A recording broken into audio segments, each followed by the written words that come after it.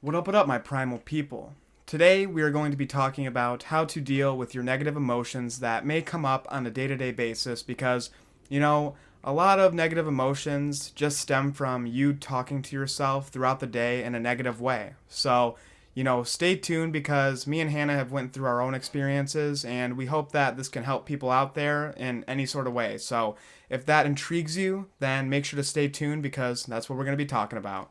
For me, one of the biggest things that helps me is just remind myself and know that whatever I'm feeling or whatever I'm going through isn't permanent, like it's only temporary and it will go away.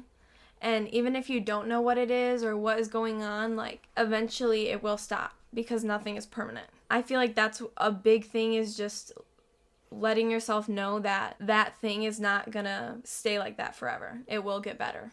Yeah, so with everything, an emotion arises or a thought arises, and basically that emotion or that thought won't stay the same.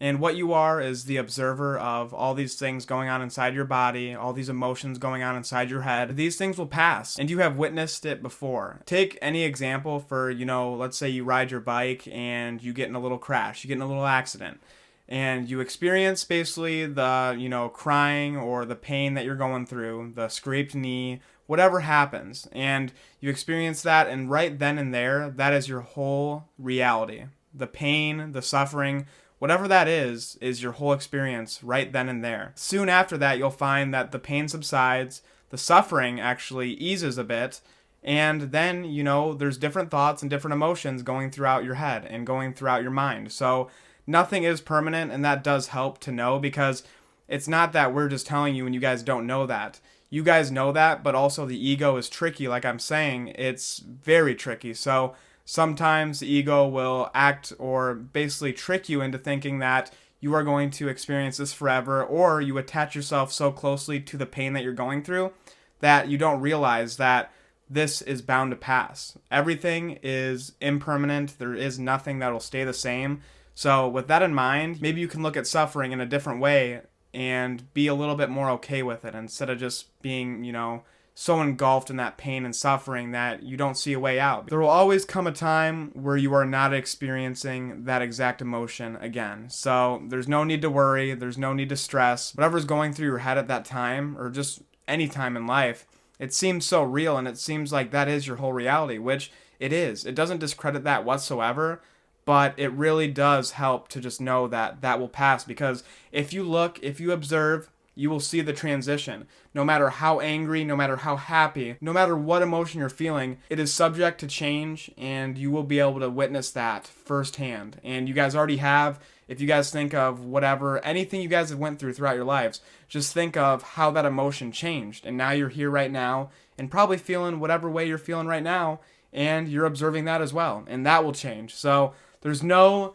basically concrete way that we are going to feel, and things will pass. So with negative emotions and negative feelings, it's easy to attach yourself to them. Like I was saying, you can really think that that's your whole life, that's your whole reality. What that is your mind telling yourself that that is your reality at that moment. And you can change how you think about things, which is a crazy thing to think about, but nothing will stay the same. Not even how you look at things will stay the same. So if you are telling your mind positive things throughout your life, it can make a profound difference compared to if you're constantly talking negative to yourself. We talk to ourselves more than we talk to anyone. Right when you get up, you see yourself, you're talking to yourself, and I don't know what it was. It was something like 50,000 words, 50,000 thoughts a day that we have in our minds, and that's crazy.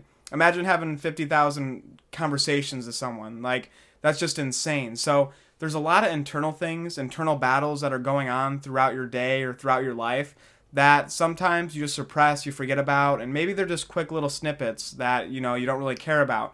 But those little things add up to the bigger picture. It adds up to basically how you're going to feel throughout the day. So if you're going throughout life, you're looking at everything negative, you do create your reality. So your reality will be negative. But if you look at things in a brighter light, if you look at things in a positive way, then it can really change your reality, change basically what happens to you, because you're attracting positive instead of negative to you. If you only pick out the negative things in life, then that's all that's going to come towards you, if you understand what I'm saying, because you're picking out all the negative things. You're looking at the negatives in life compared to if you're thinking about the positives or telling yourself positive things. So it really does help. I know it seems kind of little, but like I said, those little things do add up, and it really changes your life for the better if you choose to basically talk nice to yourself, talk positively to yourself, and really just give yourself some self-love, because it seems silly, it might seem stupid, but try it out. It might not work for you, I'm not sure. All I have is my subjective experience, but it does make sense to me. So I think it would be worth giving it at least a try. So like Eric said, just if you go through life looking at all the negatives, it just makes it easier for you to just constantly be negative. Like if you do something constantly, it makes it easier to do it because you're getting used to it. And so if you're constantly being negative, it just becomes like a habit for you, and then you just kind of can start to go downhill and just are more and more negative. But if you get into a positive mindset where you can encourage yourself and be positive to yourself, you can help yourself overcome different obstacles without having that negative mindset. Yep. And the flip side is too to that, like if you are going through something negative and you're trying to be positive about it, let's say you're like, oh, I want to look at this situation in a positive light, but then you can't do that, and then you get down on yourself for not being able to, look at something positively. That in itself, it's kind of complicated, but that in itself is actually looking at it negative. So even if you're going through a struggle and you find yourself very upset or very, whatever it is, flustered, and you don't want to be like that, by trying to push something away, you're actually attracting it. So by saying that you don't want to feel like that, or you're not, you're feeling bad for feeling this way, don't feel bad for it. Just know that that is okay. Like whatever you're feeling, that's totally fine. If you're feeling negative, just experience being negative, or experience whatever it is and experience that passing. Because if you get down on yourself for feeling negative, then it's a rabbit hole, just like she was explaining. If, you can get down that very quick. You're going to be like, oh, wow, well, if I'm already negative, then I'm going to look at the negative in a negative way. So hopefully it's a positive, which doesn't make sense at all. Like it seems like it might, but you can stop yourself. You can actually feel the negative feeling, be okay with the negative feeling, and then watch it change to something else instead of staying in the constant negative. Because a lot of people, something happens in their life, something negative happens, and it's a chain reaction. They stay negative. But also the same thing, which is a good thing to hear, is you can have the same chain reaction with positive thoughts and positive just vibes all around, because that same positive energy can go a long way, just like the negative energy can. So if you stay in that positive loop, it is just as powerful as the negative loop. But there's two. I wouldn't even say it's easier to be one or the other, but I would say that there's a lot of people that I've witnessed that get stuck in a negative loop. And even myself, I've experienced just being negative and wanting to feel a different way and not being able to feel a different way because it hasn't passed yet, and then getting more and more negative, which makes it the negative stay longer.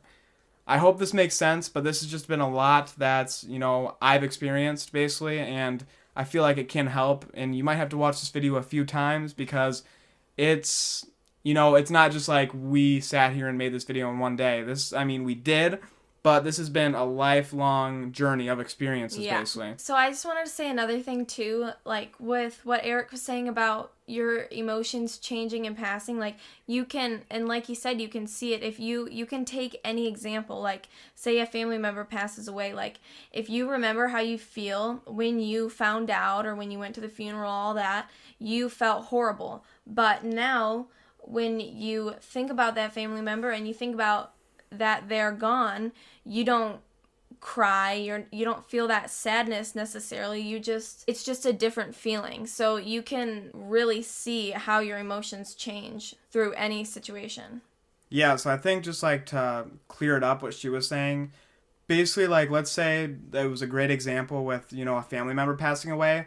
Let's say you're feeling that feeling and it's so strong. Right when let's say you get a call that your, mom died or someone very close to you died. You feel that experience or you feel that feeling, whatever it is, and you feel it, and there's no shame in crying. There's no shame in feeling negative about it because that's just how you feel. And after that passes, there'll always be a feeling towards it at least. Mm-hmm. So the only thing that would make you basically feel the exact same way as the way you did at that instant when you got the call would be if you thought in the past, you didn't live in the present moment. You lived in and the past. Yeah, you lived right in the past, and you basically are experiencing more suffering than you have to.